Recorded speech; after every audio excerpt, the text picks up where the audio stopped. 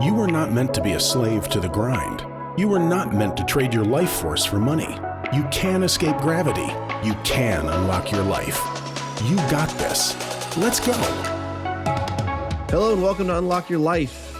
Guys, I've got a guest with me today, Melissa Hughes. She is the founder of Live Rich, Spread Wealth. This is all about helping people to live richer lives and become their best self. So she's an author, she's a speaker, she's a coach. She helps businesses as a consultant. She also helps coaches or individuals get out of their own way, unlock that mindset. She's a guru of implementation. So I want to get some implementation tips and tricks from her today. I wanted to have her on this show. So Melissa, welcome. Appreciate you being here. Well, I'm glad to be here, Jennings. Thanks for having me. Yes, absolutely. So tell us what you got going on and maybe how did you get into this space? It's an interesting, it looks like you're making your own way. I know you got a couple businesses. So talk to me about that. Well, how did I get in this space? So I have to say that I have to give it attributed to my grandparents, actually. My grandfather was the first business owner I ever met. And my grandmother is the most spiritual person I ever met. So that's the wonky combination I am. I am a business person that I always had that bug in me, but I did actually go the corporate America route. And it was good for a little while. I learned a lot and basically got paid to learn, I think. And then I realized that I can make more of an impact outside of those walls. And that's when it was this particular day where I was at this really nice hotel, looking out the window and feeling like miserable because I was on these business calls. Like a lot of people, I'm on these business calls, fighting fires, doing all those things. And I was like, this can't be my life. Because, I felt like back then I was learning that like the more money you made is the more freedom you get. And I'm like, this is far from it. Like, I feel like I had these titanium handcuffs when I was in corporate. Like, I made a lot of money, got a lot of bonuses, but I worked my butt off. And I always kind of felt like there was another way. I felt into it like, I don't get this message. There's another way. There's another way. On that day, I was so frustrated. I was willing to pursue that other way. And that's when I decided to leave corporate. And it set me on like a 7-year path of introspection, planning, investing in myself to finally have my own business and start with one business. And I realized that, you know what, I'm so glad that I followed it because instead of having my life dedicated to other people's dreams, I'm able to create my own dreams and my own impact. And as far as instead of like putting myself on the back burner and spending more time in my company that I was working for, I'm now able to spend time with my family and my friends and my clientele, like the people that I really love. I get to choose who I hang out with and I serve. And so these are the things that I feel like it takes a lot of courage to step out on your own and go for it. But at the end of the day, I think the reward is much greater than the strife of being in something that doesn't really resonate with you as a person. I was talking to a guy this morning and he was saying that he wished that he could leave the town. He grew up his whole life here and he's like, I wish I could have gotten away. I wish I could have done something different. I wish I had pursued more opportunities. And I asked him, well, what's the holdup? What was the reason? He's like, well, I guess I just always put other people first. And, you think about at your funeral, there's going to be people there and they're going to be thinking like, man, what should I have for lunch today? I'm tired. When is this going to be over? I got to get the to-do list on this weekend. It's like, we think, as this part of this corporate structure, we think we're so valuable, irreplaceable, and we're literally giving our lives away for someone or something that a lot of times they would replace us in an instant. And if you're passionate about it and you like it, fine, I love it. It's great. But if you're not happy, I love that you had the courage to do something about it. Absolutely, and it does take courage, but everybody has access to courage. So you don't have to be like from a wealthy background, or even if you're in, everyone can always tap into that courage to follow what they feel like they're led to do. And it can be scary, but you know what? You have to make a decision. And then go on the journey. And the worst thing that can happen is you're either going to fly or you're going to learn a lesson. You're not going to lose. The journey is real. Absolutely. So before we got on the show, you were talking to me about intuition. It seems like you used some intuition to make that jump. It seems like that's a big focus of yours. So can you elaborate on intuition in decision making? Oh, absolutely. And and what I do, I believe in the facts, don't get me wrong. I believe in using data, but I also believe that when you use data alongside your intuition, you're able to get a total solution. And the reason why I feel like it's so important now is because we are so bombarded by data. I mean, it's coming out of our ears. It's just, there's no lack of data. But when you're looking to make powerful decisions as leaders, I've been supporting entrepreneurs and business owners and executives on leveraging their intuition to make powerful decisions. The stakes are higher than ever before. We're leading our families, we're leading companies, we're leading teams into this world of unknown. I mean, there's so many changes and the pace of change is increasing rapidly. So how do you guide people into the place of unknown if you've never been there and this data is bombarding you? How do you settle at night and not get so full of anxiety and being afraid to decide and getting stuck in your head? I have found that when you tap into your intuition alongside the facts, that you're able to be more confident and second guess yourself less and be in more action. And so that's why I feel like my life is I've never been here before. so I would never be where I am right now if I did not follow my intuition. I couldn't use all the facts because that wasn't in my periphery, but I trusted myself to be guided in that sense. And there's logical ways to do it. There's steps to doing it. You know what I mean? And so I teach people how to, first of all, recognize if it's your intuition or your fear. That's a big deal. Then being able to listen to it and do something about it. Intuition, something just like courage, everybody has it. It's just that we don't listen to ourselves enough and we don't trust ourselves to lean into that spidey sense that we all have. Yeah. How do you delineate intuition from fear, right? I mean, I know right now, my listeners, myself, we're bombarded with all this data about bank failures and inflation and the dollar maybe getting replaced as the world reserve currency and hyperinflation and all this bad crap and trillions of dollars of commercial debt coming due in the next year or so. And part of me is, okay, do I need to use this data and pivot myself? Is this my intuition? Or is part of it is that really the truth? Or is this a bunch of people trying to get my eyeballs, right? They're trying to say sensational things. They're trying to get my attention, right? We live in a world where attention is everything. Everyone's trying to get your attention. So they're going to say and do things that are maybe not 100% accurate just to grab that attention and play on your fear. So how do you delineate that? Yeah, well, intuition, it shows up in certain ways. And the first thing is a lot of data, and that kind of data does evoke a lot of fear and anxiety. Because first of all, most of it you can't control. Like I can't. I don't know if you can, but I can't control these. No. Getting caught up in all these things, like what are we doing? Like, how is that going to support me right now when I'm guiding my business, I'm guiding my team? And is this data all correct? So do I fire everybody now that the world's coming to an end? But these are the things that you can get caught up. You can take that information and that's data, but then you look at, well, what's your current situation and what decision is going to serve you in the best way right now based on where you're looking to go. And your intuition can support you in saying, okay, no, this is how you pivot or stay the course. Intuition is not based on fear. It's not chatty like our anxiety can be, right? It's usually it's a knowing, it's a quiet, voice you can hear, what have you. It's basically your inner guidance, if you will.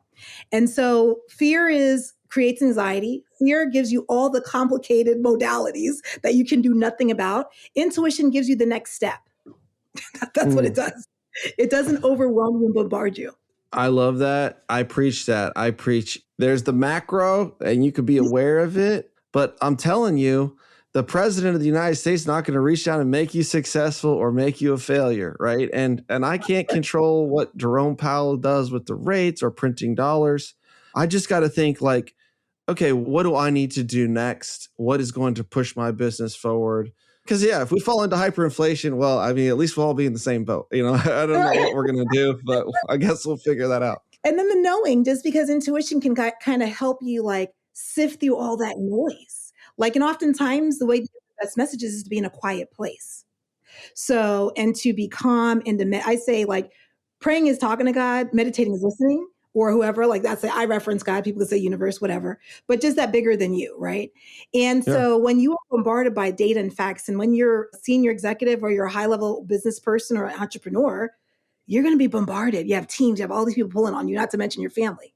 So how do you get in that quiet space and just really pay attention to, the stock market might be crashing, but you might have a deal on the table. And you might make a decision based on fear. You have the resources, the numbers make sense. This might be an up and coming area. So do you do the purchase or not? Right? Like, what is Mhm. that? What's going to support you on that next step based on what you have going on, based on your unique design of life and your journey? So, a lot of rich people became rich because of all the fear and all the terror and all the depression, if you will. There's a lot of brilliance that comes out of that space, but not if Yeah. you're full of fear. Yes, exactly. Exactly. And you look back at our nearest depression or recession, and, some people say, well, yeah, the people that had a lot of cash or the people that were set up, they really made a killing. But really, it was the people that weren't afraid, right? Because Right? you can find cash, you can find investors, you can make deals Yes, happen. But absolutely. if you're afraid, you're just sitting on the sidelines. No, I'm just saying, when you're afraid, you can chase the money away.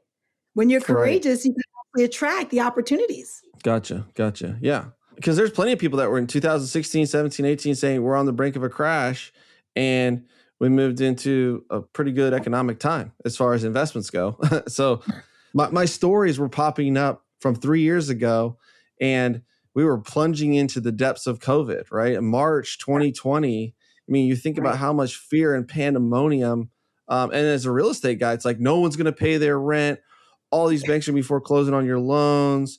1 or 3% of America is going to die. 9 million people are going to die. That's what I remember hearing in the very Right. beginning of COVID, Yes. Yes, and absolutely. just Yeah. thinking it was crazy how much the fear was rampant at that point. I had a lot of clients then, as a business coach, and quite a few of them had businesses that they caused them that they had to meet with their clients. Well, what do you do when the world shuts down, right? And so I really supported them in their mindset, actually. And I was like, look, we've all had personal pandemics in our lives. Like, we were built for this. I say I serve these giants, right? And I was like, look, and I was having them have a bunch of like, look, we eat tsunamis for breakfast. We're just like, we're like, we could do this. Like, we can go through this.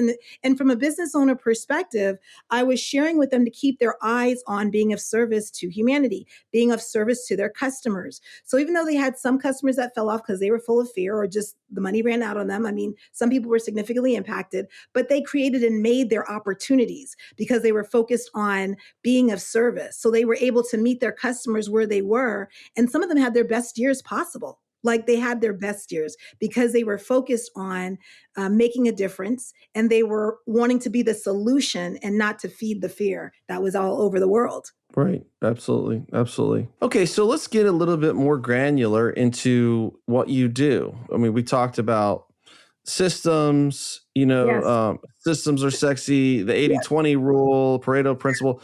So what do you implement, and who can you help, and how do you help them? Yeah, I really help entrepreneurs that are looking to not only monetize and make 6 and 7 figures, I support them with being in alignment with their purpose.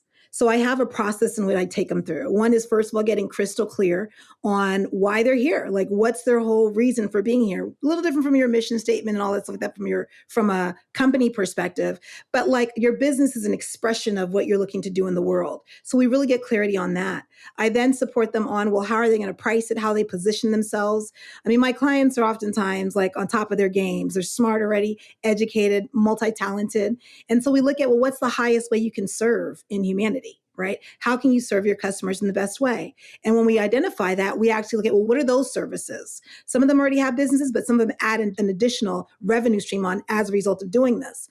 And then sub them with their pricing. Then I support them on how they talk about it. Like, how do they go out there and cut through all this noise? What's their communication going to be like? Whether they have a captive audience or they're out there on the internet, how do they speak to their tribe or their potential clientele that they will get the attention that they need to draw and attract the right people? And then I support them on their enrollment. Like, how do they close their deals? How do they sell? I have a methodology called the love methodology, which is amazing for people that don't like selling, but do like serving.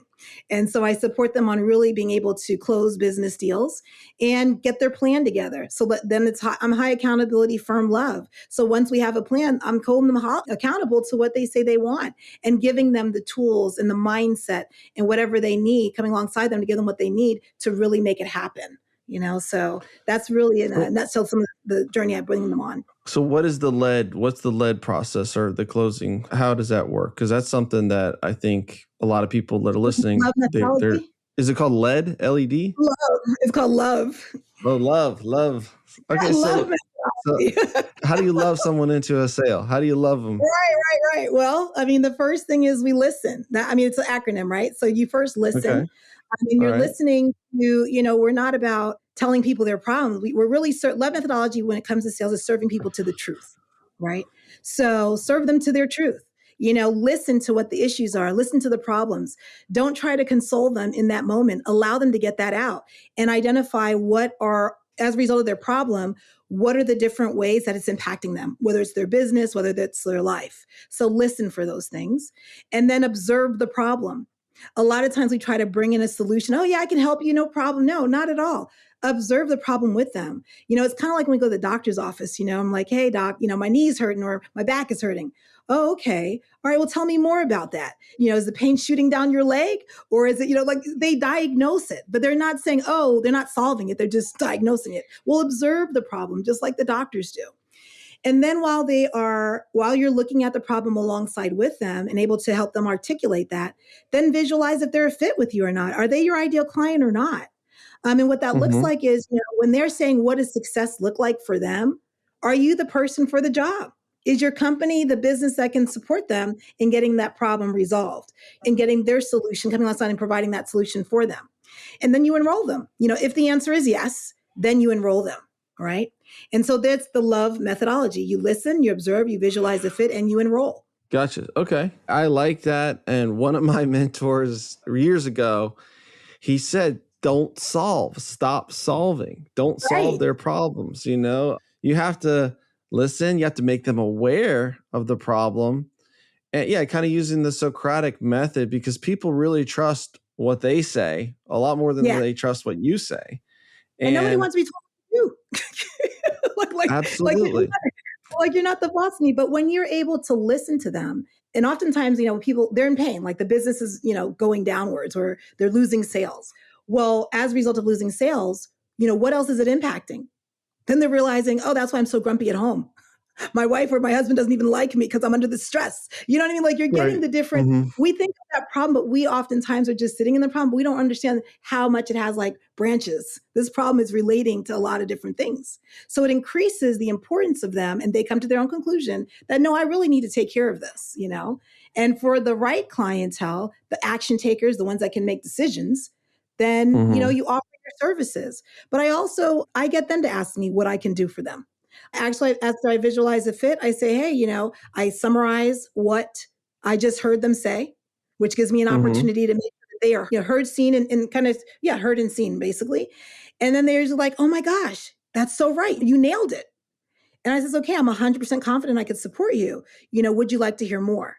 So I'm never regurgitating on somebody. You know what I mean? Like, even if it's in a business meeting, now that the executives around the table had said what it is that's going on, I'm getting the different perspectives. When I'm able to repeat that back and not only speak to what they said, but the kind of things that were in the room that they didn't say, but they're like, oh my gosh, you really get us. Because I'm a professional and I'm an expert in this field. So I know the strategic questions to ask because I know what people are going through when they have certain kind of problems, right? So it's not in the I'm writing talking. down. I'm writing this stuff down. It's great. It's not in the talking that you get the solution. It's in them talking. It's in the listening that you're able to make the sale, not in the talking. I really don't Yeah. start talking until I conclude that I've recognized and I conclude everything that I heard them say. Because when people really feel understood, like that you get them, you get what they're going through, then you have authenticity to be like, well, he does get me. So if he says he can help me, he probably can't. But if you Right. try to solve, they're like, nah, he doesn't understand. I still have objections that I haven't even told him about. And now it becomes this like, well, what about this? Well, this. And now you're just playing ping pong and you're not going anywhere. You You lost the lost the sale. at that point. And that's not Um, love, right? So, love in essence is an action word. It's not just, it's really being able to empathize, listen, and really come alongside them and serve them to the truth. When you're able to create an environment where they're giving you everything that's going on and you're asking those strategic questions, then that's already a quick way to connect and a quick way to be now given permission to come with the solution. this is gold and something the visualizing them to be a fit. I mean, I have a product that we sell. It's $400 a month. It's called the Deal Room. And it's a course, it's mentoring, it's coaching to move from single family into multifamily. And we have a very specific person that we help. And it's like they're full-time real estate or they own a business. And most of the time they already own rental property. And so if they already own a couple rental homes, or if they don't own rental homes, but they're in full-time, like they're flipping houses or they're a contractor, but they're doing real estate, I get to the point where I'm 100% certain that I can help them, right? And when I talk to people that don't have that, then I'm not certain. And I don't offer them the pitch. I don't offer them the deal room because I'm not 100% certain that I can help them, because the person that's more certain wins, right? And if you're certain, you're going to win. But it's like, if you're not, they're going to feel that. And they're going to be like, yeah, I'm more certain that's not going to work for me. And you have high integrity, right? So when you're like, people respect you and you're like, you know what? I'm not really sure we're a fit. I don't think we're a fit. And let me give you a recommendation in another direction. But for the people that, you do believe that you're a fit, you lean in and you don't go wishy-washy on them. Well, I think I can help you. Like, that's not going to work.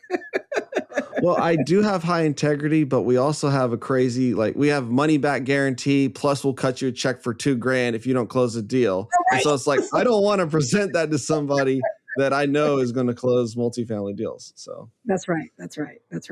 It's partially selfish, but yeah, I do want to be authentic because it's fun to help the people that your product is valuable for and it's going to work for them. And then it becomes this oh my gosh, I'm so glad I did this. It's worth the money. It's worth the investment. It's worth the time and effort, right? And this is a deal. They value how you're able to support them in solution, right? Yeah. And I've been sold onto stuff and it never works. When I'm like, I don't know, but I get kind of mental jujitsu'd into doing it. And then, a month or two later, I'm like, I don't want to do this. I never was really on board with it. I got sold on it and that hurts them, hurts me. And I don't want that. So it's I want somebody that they see it. This is absolutely, they know this is for them. I know it's for them and it works out. And that's why I do love serving people to the truth with the love methodology, because I don't like the tricks and there's a lot of manipulation tactics when it comes to sale. It's available, but I don't want to be refunding people because I was able to convince them and twist their arm in the moment. Exactly. Then they come back later because now the hocus pocus wore off and they come back to their senses. I don't believe in running that kind of business. So it is important for me to just stick in the corner of what the truth of the matter is and serve them from that space. And people become very aware of that kind of stuff very quickly. Those sales tricks, they have a very short shelf life. They work for a while and you see it on the internet. You see ads that you're seeing them all over the place. And then after a while, you're like, okay, I know what that is, right? That's a gimmick and it doesn't work, Exactly. Whereas just authentically listening and making that decision, yes, I know I can help this person 100%. I'm going to offer my product. But I thought that was a great way to transition it is once they're understood and heard, I know I can help you 100%. I'm certain. Do you want me to talk to you about the program? Would you like to hear more? Right. Yeah. Inviting them. And then you can talk about, because they need to know what is it? What does it cost? What's the details? Right. I mean, they need to know that. But I like them. They're asking. I actually never even talk about the price until they ask me. Yeah. Oh, really? That's interesting. I don't blurt it out. We're in they are giving me permission to share what the offer is. And then they're asking, well, what's the investment? I'm not just blurting it out because I want to make sure that they understand, I'm not puking on you, dude. I'm here to support and serve you. Right. Then they ask me the question. Then I'm able now to talk about what the pricing is. Right. That makes sense. That makes a lot of sense. Yeah. I love my clients. They're amazing because this is the kind of methodology that has really supported me in cutting through the noise. And if you're listening out there, this totally applies to talking with brokers. This totally applies to talking with off-market apartment owners. It's listening to their problems, not in a way to give me ammunition so that I can attack you and get the lowest price, but really understanding where you at. Can I help? Am I even a fit to buy this property? Because if it's hey, you bought it high, you have a high mortgage, you need to sell it to a 1031 for a top dollar. Okay, maybe I'm not the guy to help you, right? Exactly. But if you have a lower mortgage. I can get a new mortgage and maybe you can work with me on the seller financing for part of the down payment or whatever to get you a higher price. But if you come in guns blazing with that without understanding their situation, typically doesn't work too well. And you lose something. Like, so sometimes when you're so focused on wanting to talk as opposed to listen, you lose good nuggets. Like if you were really listening, then you would really know what's their motivation. Where are they really coming from? And, are these really the facts? Is there some undercurrent as to why this is on the market? There's a lot of things that you can gather in that information that allows you to that allows you to be able to visualize this fit. Like, okay, the data is there, but there's something funny about what this person's saying. There's something I'm not quite trusting. That's the data and the intuition combined. So when you visualize a fit, it's like not only ideal client in the circumstance, but is the vibe right? Like, is this, I don't know if you've ever had these deals where they're like, something's not right about this. I see this data, but something's not quite right. I'm going to walk away from this deal. Oh yeah, for sure. And when you ignore it, you pay for it. At the price you don't want to pay. So yeah, no, I get that. And that is I like that because there's a mixture of the data and the hard numbers, but data can be manipulated. And there's also what frame of reference are you looking at this data through? And so we do have to trust our gut. And I like to ask other people that I trust, what do you think about this person? What do you think about this deal? Getting other input. But I have been very fortunate with partnerships that I've made that have turned out very, very well. I've been very fortunate with the deals that I've done have turned out well. And sometimes, we've had to pivot at certain points and change courses. But for the most part, and if you're listening, if you want to hear about the deal that went bad, look it up. $6.1 million deal gone wrong. I lay out all the mistakes we made. But yeah, most of that, it's the intuition on, okay, at the end of the day, I've got to make a decision here. Do I feel good about these partners? Do I feel good about this person? Do I feel good about this area, et cetera, et cetera? So it's awesome. Yeah. Well, cool. Well, Melissa, if someone is looking to connect with you, where can they learn more about Live Rich, Spread Wealth? Yeah, thanks for asking. So I just had a documentary that was released last year. And so liverichtspreadwealth.com talks about, the whole journey of this movement. Live Rich, Spread Wealth is about embracing all of who you are, the good, the bad, the quirky, and using your skills and education to support humanity in a positive way, and then getting out your own way to receive the abundance that provides, right? And so there's a whole documentary on that movement, and it's been all over the world. The other thing is, if you want to learn more about me, go to melissahughes.com. And I'm also on the social media handles. I am Melissa Hughes and Master Biz Coach. So that's where you can find me. And I would love to hear about, your listeners. If they are listening to us right now, hit me up, on Instagram or something, let me know, or on the website. Okay, guys. So she has a documentary, Live Rich, Spread Wealth.com. You can watch that movie. You could also go to Melissa Hughes. That's Hughes, melissahughes.com. Connect with her on social web. These links in the show notes. But Melissa, thank you for joining us. I appreciate you sharing it. I picked up some sales tips here that I'm going to be implementing. Yes.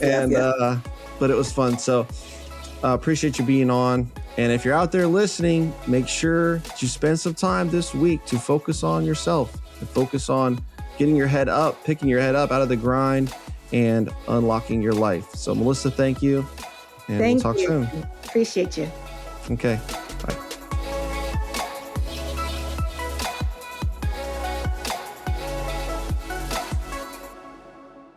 This is the podcastfactory.com.